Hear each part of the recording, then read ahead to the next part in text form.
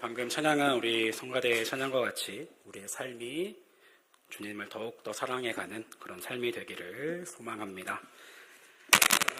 그동안 찬양 인도만 하다가 이렇게 설교를 하려고 하니까 또 굉장히 떨리고 긴장도 됩니다. 사실 저는 사람들 앞에서 이렇게 능숙하게 말을 하는 스타일이 아니라서 긴장도 많이 되고 또 부족한 것도 많은 사람입니다. 그래서 오늘 이 시간 여러분이 조금만 마음을 열어주시고 들어주신다면 감사하겠습니다. 처음 설교를 하는 자리이기 때문에 제 소개를 조금 더 하자면 저는 쌍둥이 아이들의 아빠입니다. 잠시만 떨어져가지고 이렇게 두 명이 제 아이들인데요. 쌍둥이이기 때문에 또 선유리와 가유리입니다. 그래서 저도 이렇게 사진을 보면은 누가 누군지 잘 구분이 안 돼요. 머리 모자를 쓰면은 잘 구분이 안 됩니다. 저희 아이들 이란성 쌍둥이거든요.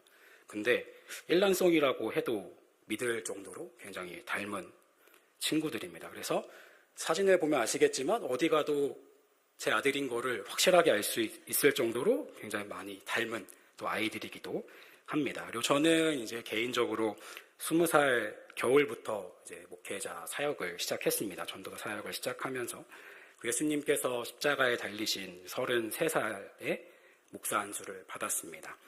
그래서 이 사실이 항상 저에게는 은혜로 다가오고 또 제가 속한 교단이 예장통합교단인데 규정한 예장통합 헌법에서 가장 빠른 나이에 안수를 받았습니다. 그리고 8년째 목사로 살고 있습니다. 목사 안수를 받고 나서 사역을 하다가 또 여러 가지 일이 있어서 이건 나중에 기회가 되면 또 이야기할 수 있겠지만 3년 동안 부모님이 인천에서 운영하시는 삼계탕 가게에서 주방장으로 일했습니다. 사진 보시면 저기 뒤에 있거든요. 뒤에 서 있는 사람이 있습니다. 그래서 삼계탕 끓이고 설거지하고 닭 손질하고 또 땀 흘리면서 열심히 살고 또 하나님의 또 귀한 인도하심을 받아서 원주에 와서 또 기쁘고 즐겁게 사역을 잘 감당하고 있습니다. 이런 기쁜 마음으로 사랑하는 교우 여러분들 앞에서 하나님의 말씀을 전할 수 있어서 너무나 기쁩니다. 그래서 오늘 함께 말씀을 나눌 때에 하나님께서 우리에게 주시는 은혜를 기대하며 말씀을 나누기를 소망합니다. 오늘 설교를 다시 시작하면서 한 권의 책을 소개하고 싶습니다. 그 책은 고든 맥도날드 목사님이 지은 내면 세계의 질서와 영적 성장이라는 책입니다. 이 책은 바깥으로 드러나는 삶보다 하나님 앞에서 우리의 내면이 얼마나 질서 있게 성장하는가를 깊게 다루는 책입니다. 이 책에서 고든 맥도날드 목사님은 믿음으로 버티는 인생이라는 챕터에서 한 사람을 소개합니다. 이분은 스탠리 존스라는 목사님이신데 인도에서 감리교 선교사로 섬겼던 분이십니다. 그는 노년에 이르러서 몸이 굉장히 마비가 됐습니다. 그래서 자유롭게 움직일 수도 없고 말하는 것조차 어려운 상황에 이르렀다고 합니다. 그런데 놀라운 것은 그런 절망적인 상황 속에서도 그의 믿음이 무너지지 않았다는 것입니다. 우리는 보통 이렇게 생각을 합니다. 건강하면 믿음도 좋겠지. 그리고 형편이 괜찮으면 신앙도 안정적이겠지. 문제가 없으면 믿음도 흔들리지 않겠지. 그런데 그러지 않습니다. 오히려 현실은 그 반대일 때가 많습니다. 몸이 온전하고 환경도 괜찮고 생활도 어느 정도 안정되어 있는데도 믿음이 흔들리는 사람들이 많이 있습니다. 반대로 몸은 아프고 상황은 어렵고 앞이 보이지 않는데도 믿음으로만 버티는 사람들이 있습니다. 여기서 우리는 중요한 질문을 하게 됩니다. 도대체 무엇이 사람으로 하여금 믿음으로 끝까지 지키게 하는가? 무엇으로 사람으로 하여금 무너지지 않게 하는가? 무엇이 사람의 신앙을 지켜주는가? 고든 맥도날드 목사님은 믿음으로만 버티는 인생을 위해 중요한 요소들을 말하는데 그중 오늘 말씀과 깊이 연결되는 한 가지가 있습니다.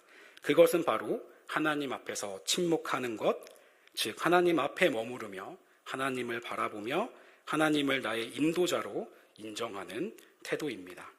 그런데 우리는 이 침묵을 잘 잘 하지 못합니다.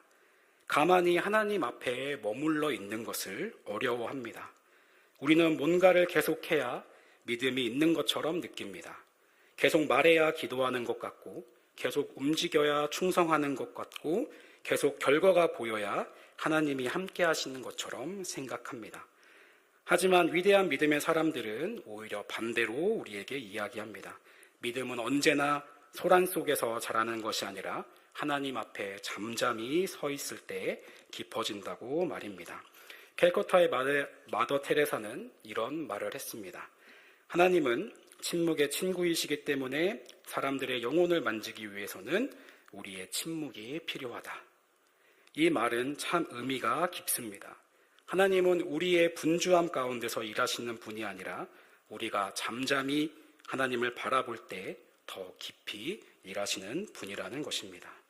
그렇다면 우리는 왜 침묵하지 못할까요? 왜 하나님 앞에 조용히 머무는 것을 힘들어 할까요? 왜 하나님을 신뢰하기보다 내 생각과 내 방법과 내 판단을 더 붙잡고 살아갈까요? 오늘 본문은 그 이유를 분명하게 보여줍니다. 우리는 하나님보다 더 사랑하는 것들이 있기 때문에 하나님 앞에서 침묵하지 못합니다.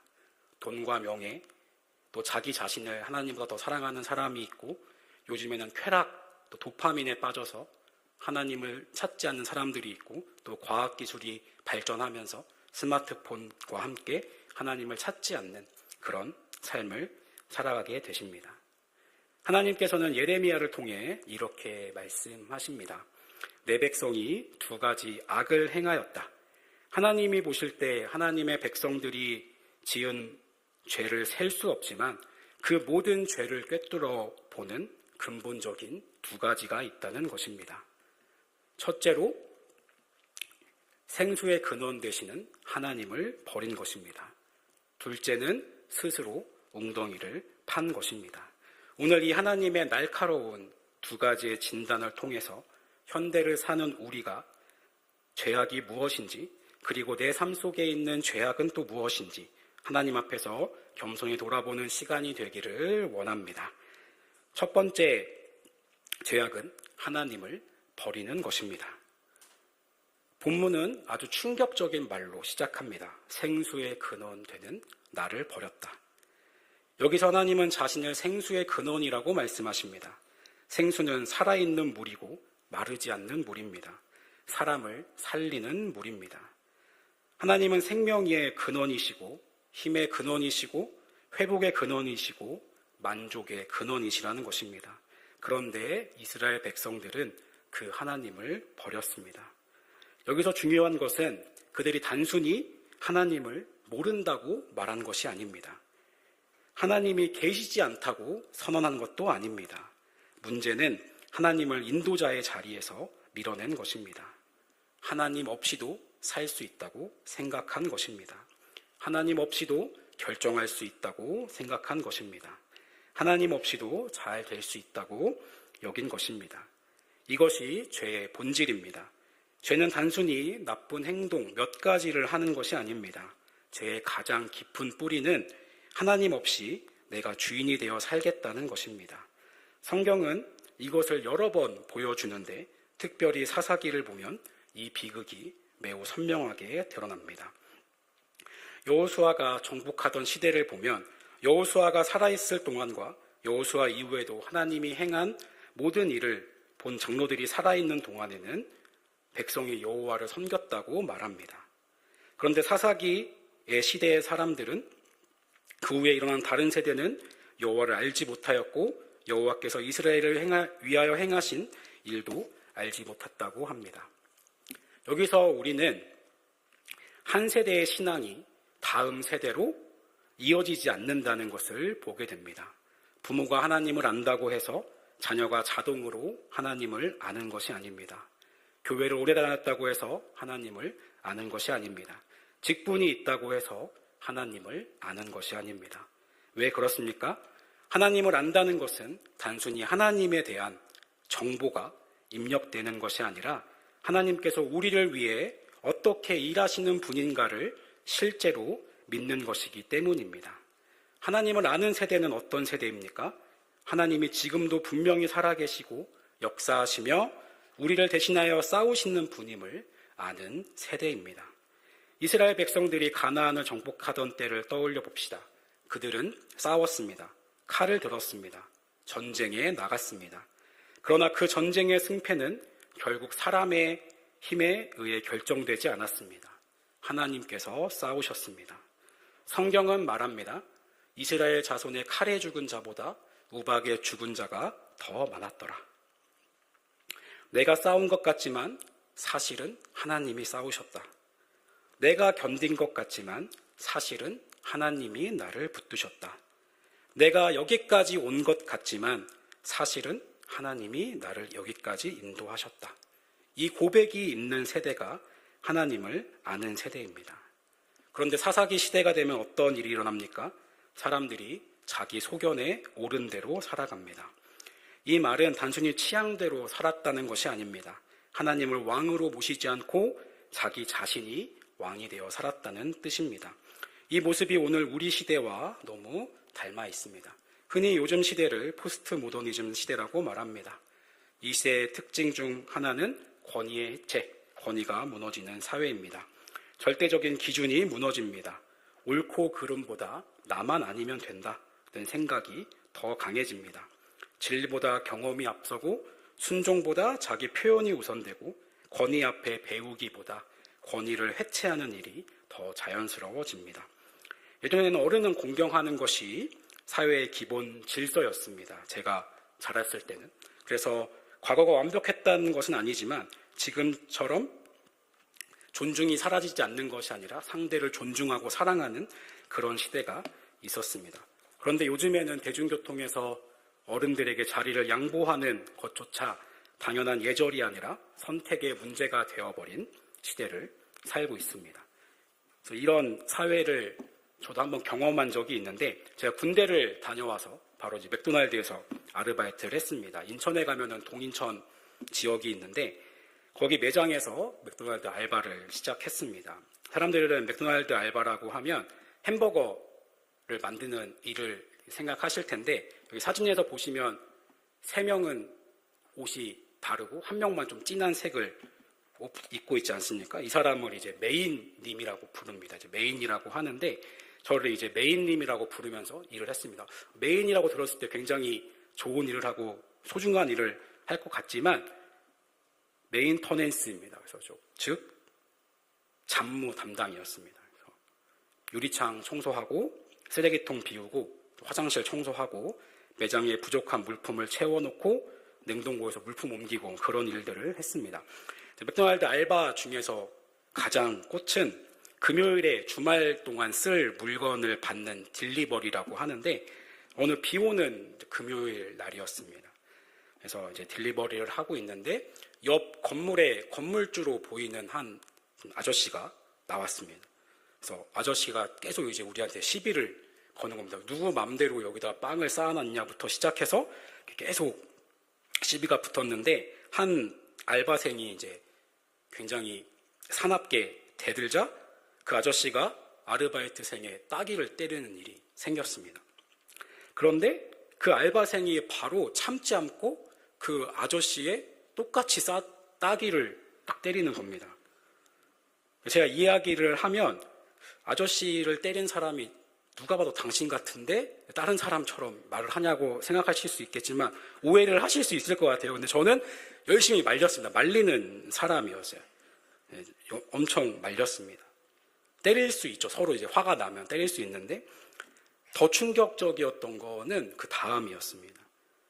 아무리 너가 화가 나도 아저씨를 어른을 때리면 어떡하냐라는 거를 지적하는 분위기가 아니라 이 사람이 완전 영웅처럼 만드는 겁니다. 이 친구들이 야 잘했다. 야 내가 다 속이 시원하다. 참지 않고 바로 그래 갚아줘야지. 완전 쿨하다. 이렇게 이야기합니다. 저는 그 장면을 보면서 마음이 굉장히 무거웠습니다. 왜냐하면 그것이 단순히 한 사람의 폭력 문제가 아니라 우리 사회의 단면처럼 느껴졌기 때문입니다. 권위가 무너집니다. 내 감정이 나의 기준이 됩니다. 내가 옳다고 생각하면 그것이 곧 정의가 되는 것입니다. 결국 하나님도 그 흐름 속에서 밀려납니다. 사람들이 하나님을 대놓고 부인하지는 않아도 실제로는 하나님을 삶의 중심에서 밀어냅니다. 하나님이 인도자가 아니라 내 감정이 인도자가 되고, 내 욕망이 인도자가 되고, 내 성공이 인도자가 되고, 세상의 인정이 인도자가 되는 것입니다. 사랑하는 성도 여러분, 하나님을 버린다는 것은 교회를 그만둔다라는 것만 의미하지 않습니다. 우리가 지금 예배의 자리에 앉아 있어도, 찬양을 하고 봉사를 하고 있어도 정작 내 삶의 결정권을 하나님께 드리지 않는다면 우리는 하나님을 버린 상태가 되는 것입니다. 하나님을 아는 사람은 하나님께 묻습니다. 하나님을 아는 사람은 하나님을 기다립니다. 하나님을 아는 사람은 하나님의 뜻이 내 뜻보다 높다는 것을 인정합니다.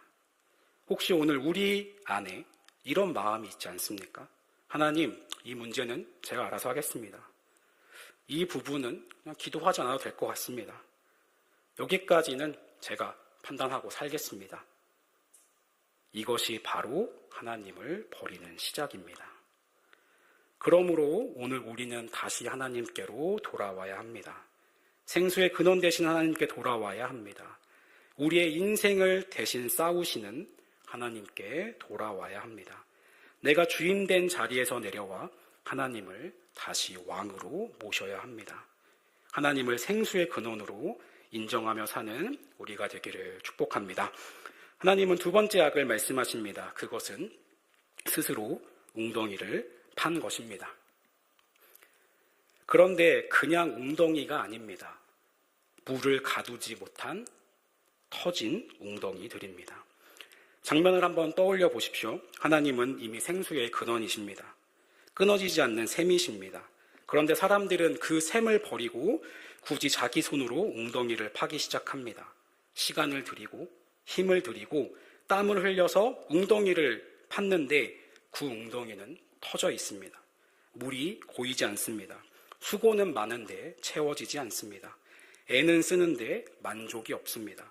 붙잡으려 하지만 남은 것이 아무것도 없습니다. 이것이 바로 하나님 없이 살아가려는 인간의 모습입니다. 우리는 하나님 없이도 내 인생을 채울 수 있다고 생각합니다. 하나님 없이도 안정감을 만들 수 있다고 생각합니다. 하나님 없이도 성공할 수 있다고 생각합니다. 하나님 없이도 행복할 수 있다고 생각합니다. 그래서 사람들은 웅덩이를 팝니다. 돈이라는 웅덩이를 파고 인정이라는 웅덩이를 팝니다. 관계라는 웅덩이를 팝니다. 학벌과 커리어라는 웅덩이를 팝니다. 취미와 쾌락이라는 웅덩이를 팝니다. 어떤 사람은 종교적 열심 자체를 웅덩이로 삼기도 합니다. 그런데 문제는 그것들이 결국 터진 웅덩이들이라는 것입니다. 잠깐은 만족을 주는 것 같지만 오래 붙잡을 수 없습니다. 잠깐은 나를 살리는 것 같지만 결국 나를 더욱 목마르게 만드는 것입니다. 성경에서 사람들이 실패할 때 반복적으로 나타나는 특징이 있습니다. 그것은 하나님께 묻지 않는 것입니다. 그들은 행동합니다. 결정합니다. 계획합니다. 움직입니다. 그런데 하나님께 묻지 않습니다. 왜 묻지 않을까요? 마음속에 이런 생각들이 있기 때문입니다. 이 정도는 내가 할 수 있고 내 경험이면 충분하다 생각하기 때문입니다. 여기서 다윗과 솔로몬을 생각해 볼 수 있습니다. 두 사람 모두 위대한 왕입니다. 두 사람 모두 하나님께 큰 은혜를 받았습니다. 두 사람 모두 부강한 시대를 경험했습니다. 그리고 두 사람 모두 하나님 앞에서 죄를 범했습니다. 그런데 이 두 사람의 마지막은 극명하게 다르게 흘러갑니다. 다윗도 큰 죄를 지었습니다. 그의 죄는 결코 가볍지 않은 죄입니다. 그러나 다윗은 결국 하나님 앞에서 무너졌습니다. 자기 죄를 인정하고 회개했습니다. 자기 교만을 붙잡지 않고 하나님 앞에 엎드렸습니다. 이 다윗의 위대함은 그의 완벽함에 있지 않았습니다. 넘어지지 않은 것에 있지 않았습니다.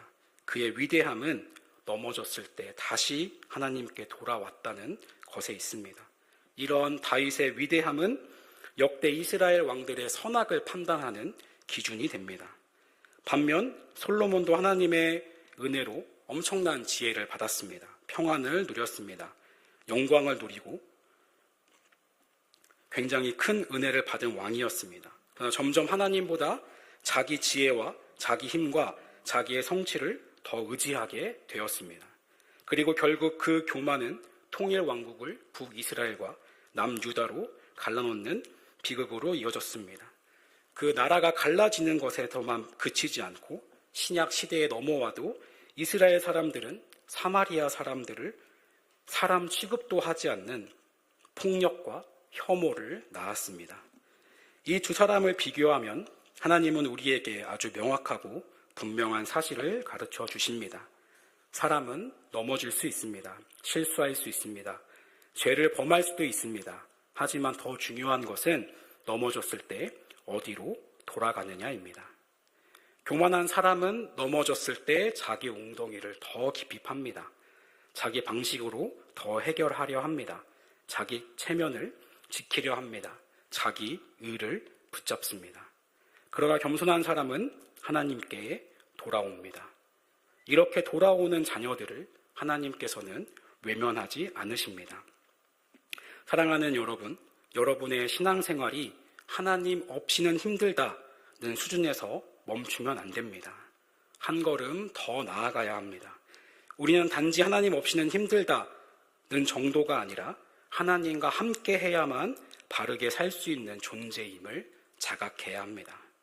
내가 잘 될 때도 하나님과 함께 해야 하고, 실패했을 때도 하나님과 함께 해야 하고, 죄를 범했을 때도 하나님께 돌아와야 하고, 앞길이 보이지 않을 때도 하나님께 물어야 합니다. 그것이 생수의 근원으로 돌아가는 것입니다. 그것이 터진 웅덩이를 버리는 길입니다. 그것이 바로 우리가 사는 길입니다. 오늘 말씀을 통해 우리는 하나님의 마음을 느껴야 합니다.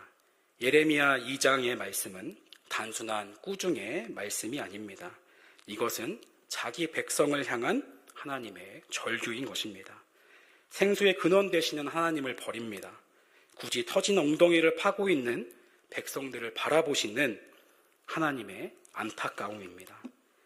하나님의 마음은 백성들을 향한 분노만이 아니라 그들이 회개하고 돌아오기를 기다리시는 사랑의 마음입니다.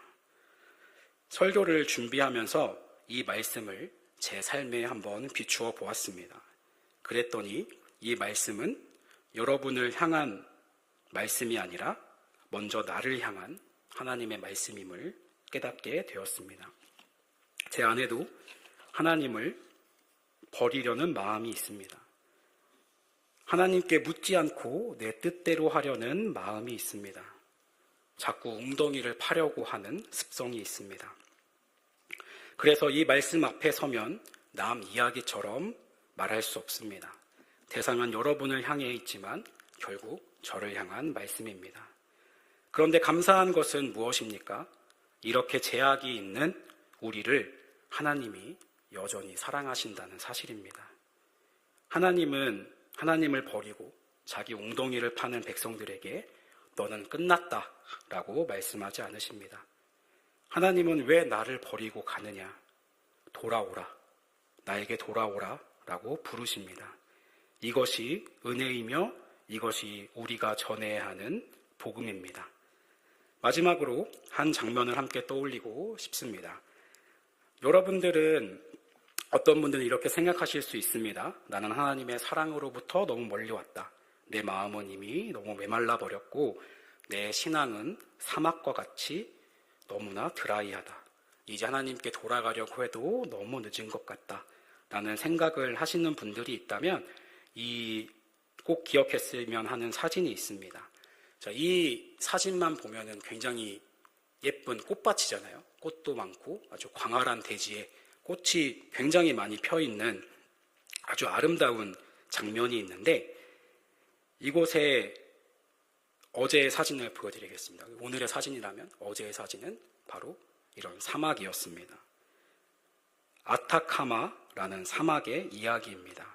칠레의 이 사막은 세상에서 가장 척박한 곳 가운데 하나로 알려져 있습니다. 그런데 그곳에 기록적인 폭우가 내릴 때가 있는데 그때 그 메마른 사막에 이렇게 꽃이 피어나는 것입니다. 전날까지 황량하고 삭막했던 이 땅이 거짓말처럼 꽃밭으로 변하는 것입니다. 이 사진이 우리에게 주는 메시지가 있습니다. 내가 하나님을 떠나서 세상에서 가장 척박하고 메마른 사람이 된 것 같아도 하나님의 은혜의 담비 한 방울이면 다시 살아날 수 있다는 것입니다. 오늘은 실패하고 넘어졌어도 내일은 하나님의 은혜로 기뻐 춤출 수 있는 삶이 될 수 있다는 것입니다. 오늘은 눈물로 주저앉아도 내일은 하나님이 다시 일으켜 세우신다는 것입니다. 여러분은 이 사실을 믿으십니까? 그러므로 사랑하는 성도 여러분, 생수의 근원 되신 하나님을 버리지 맙시다. 터진 웅덩이를 파는 삶을 멈춥시다. 내가 주인된 자리에서 내려옵시다. 하나님께 돌아갑시다. 하나님께 물읍시다. 하나님 앞에 잠잠히 섭시다. 그리고 하나님과 함께 나의 인생을 걸어가기를 소망합니다. 하나님은 여전히 우리를 사랑하십니다. 하나님은 여전히 우리를 돌아오라고 부르십니다. 하나님은 여전히 메마른 땅에 은혜의 단비를 내리시는 분이십니다. 우리의 남은 시간, 남은 날들, 남은 모든 시간 동안 생수의 근원 되시는 하나님 안에서 다시 살아나는 은혜가 우리 모두에게 있기를 주님의 이름으로 축원합니다. 함께 기도하겠습니다.